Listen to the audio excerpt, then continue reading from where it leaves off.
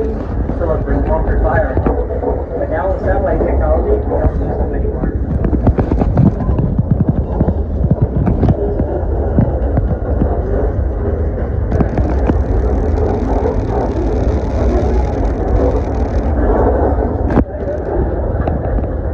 Coming up the left, we're quickly approaching a ranger station.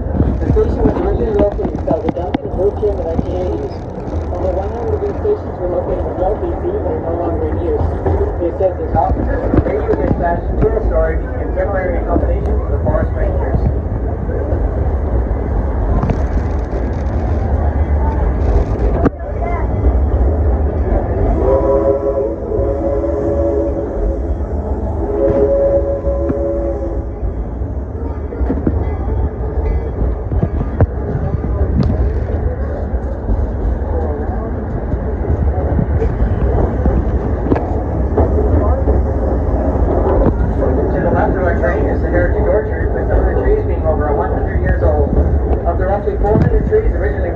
Only 119 remain. Also, here's a bee pollination program which helps with the bee population in the area.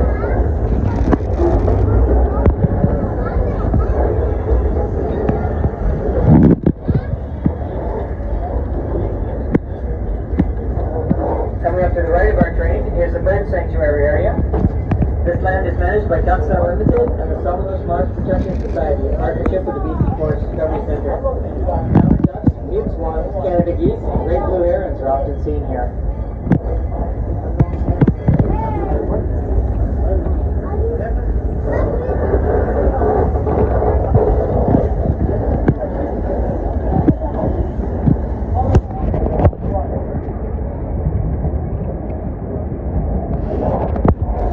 This area of the property was originally settled in 1911. Between 1934 and 1975, Summerless Farm was a very successful dairy farm and garden market owned by the Wingfire family.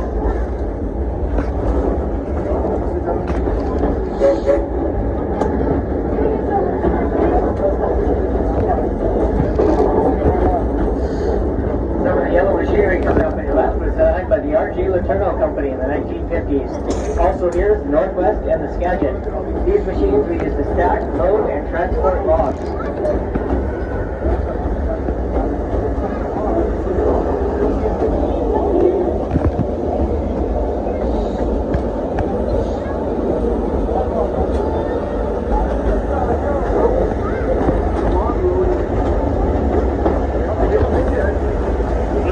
Coming up in the left represent logging life during the 1930s and 1950s. Although each building looks the same from the outside, inside each camp building shows a different part of the logger's daily life, including the cookhouse and the bunkhouse.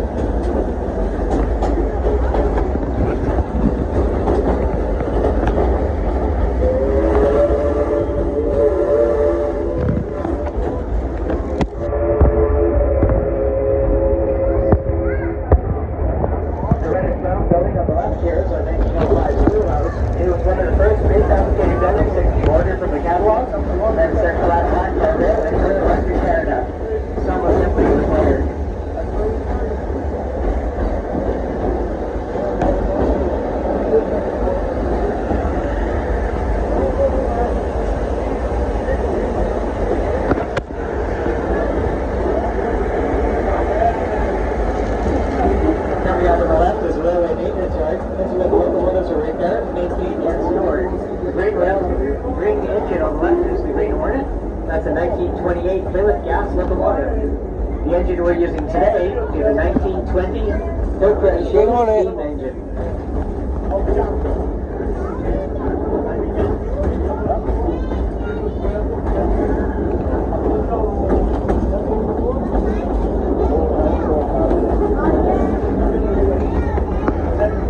On the right of the train is the Temple Vancouver Island temperate rainforest. The common trees down here are the Douglas fir, Western red cedar, big leaf maple, and the Gary oak.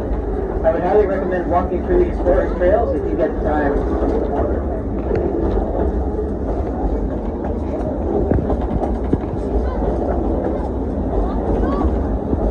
When young off the train or very young at heart, if you look to the right, you may catch a glimpse of our little fairy nose.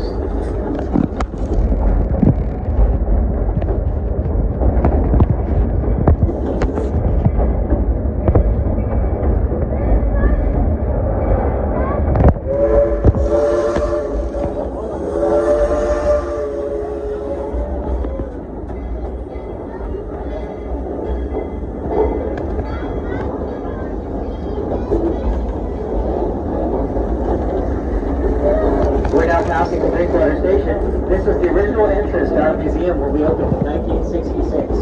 No, I wasn't still living here. On the right is the Nicholson debarker, used for taking the bark off the trees before they could run through the mill. This debarker was originally used at the Hillcrest Mill at Salty Lake. The yellow Star Wars looking machinery here are lumber carriers.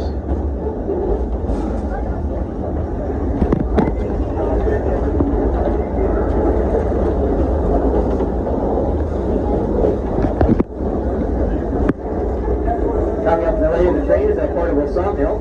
This mill was privately operated in the Deerholm area during the late 1920s and has been running at this museum since the early 1980s. The lumber and byproducts at this mill are used on site for maintenance and restoration purposes.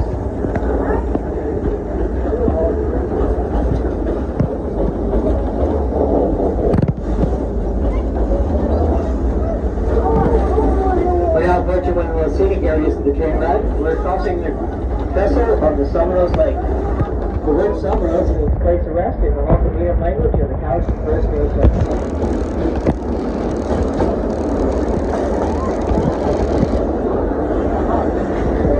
Sir, please keep your hands inside the train at all times.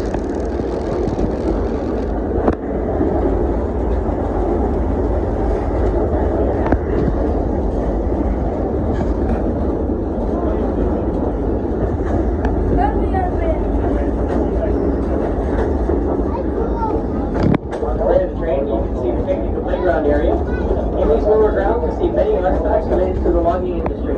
These artifacts are fragile, so I ask that you please do not climb on any of the equipment. Just beyond the playground is the Wilburn building, named after our founder, Jerry Wilburn. Inside, you'll find a beautiful model railway display, so feel free to go over and take a look.